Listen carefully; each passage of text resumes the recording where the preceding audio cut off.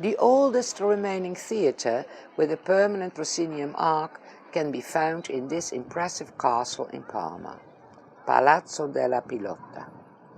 It is heavily damaged during World War II. This typical picture frame stage theatre was built in 1618 by Giovanni Battista Aliotti for Ranocchio Farnese, the Duke of Parma.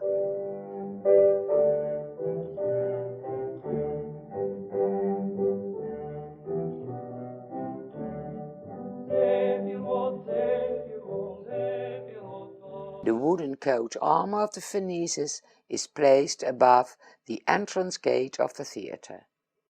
This Teatro Farnese serves as the prototype for virtually all those that were to follow during the next 300 years. So this is the oldest proscenium arch of Europe.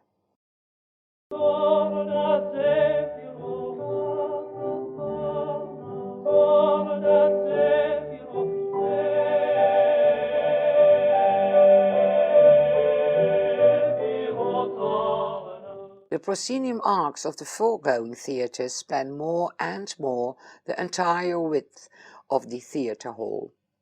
The ancient Roman frontschene with the Porta Regia, which is still recognizable in Teatro Farnese, disappears.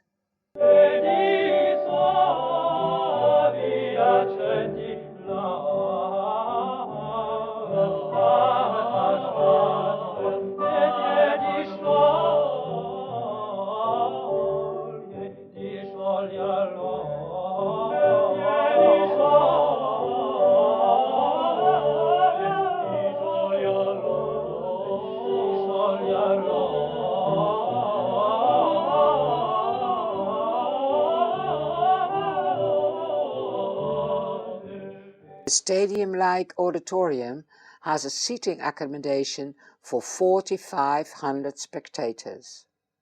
Farnese is a conventional court theatre. Orchestra and auditorium are U-shaped.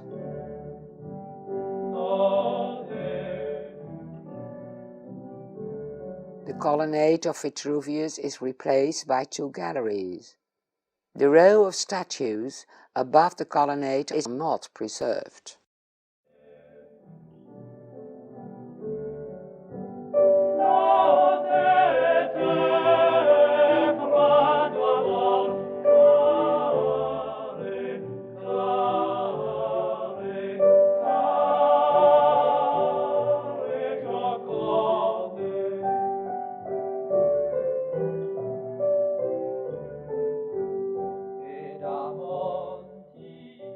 Aliotti, the designer of this theatre, was the first who made use of movable wings. These wings became standard in Europe.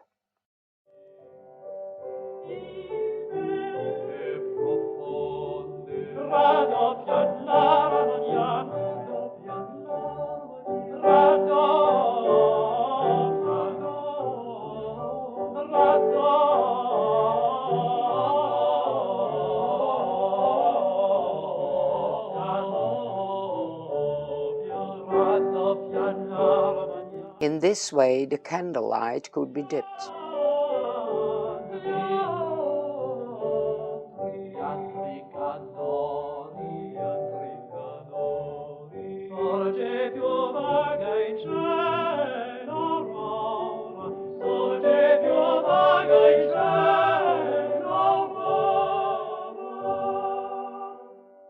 Apparatus for the changing of the side wings.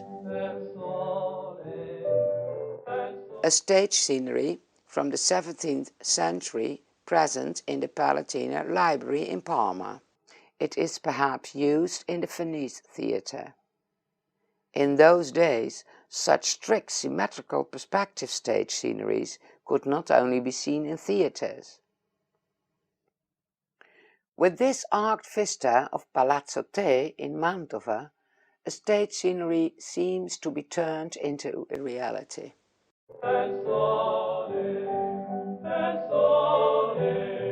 Later on, the side wings were not always placed at right angles to the stage.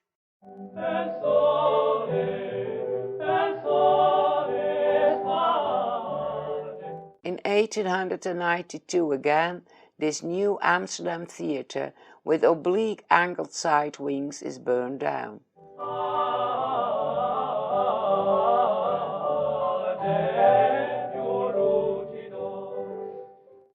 With this machinery in Teatro Farnese, scenery flats, but also the actors, could appear on stage from the cellar vaults. Fireworks on stage were not uncommon, as this picture shows.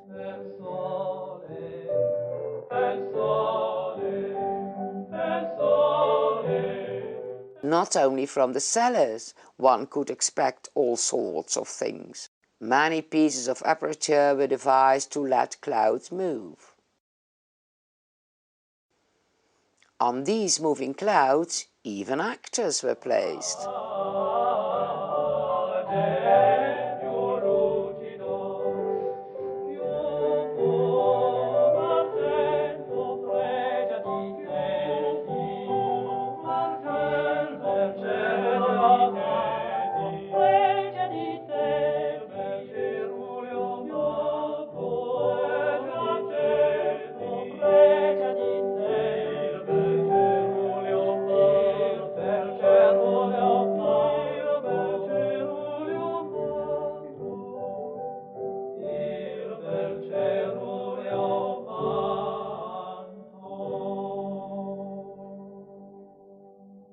Not until 10 years after completion, Teatro Farnese was inaugurated with the spectacle play Mercury and Mars, with music composed by Monteverdi.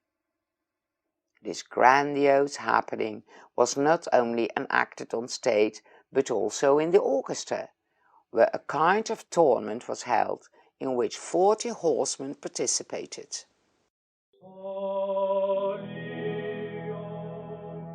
On stage, many gods and goddesses descended and ascended by means of complex cloud constructions. Venus, with little cupids seated at the star points, came down with this two-folded star construction. Towards the end, the show reached a pinnacle, when the whole orchestra was flooded. This made it possible to carry out a kind of naval battle between, among other things, 6 dolphins mounted by knights.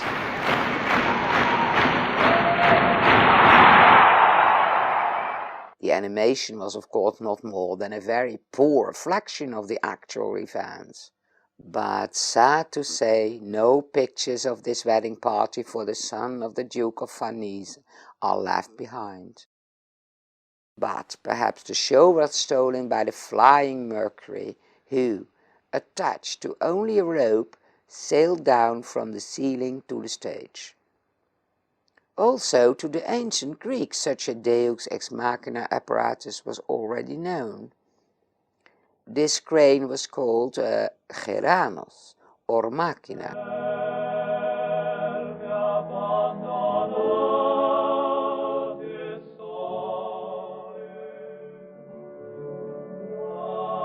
In Teatro Farnese it may have looked a little bit like this.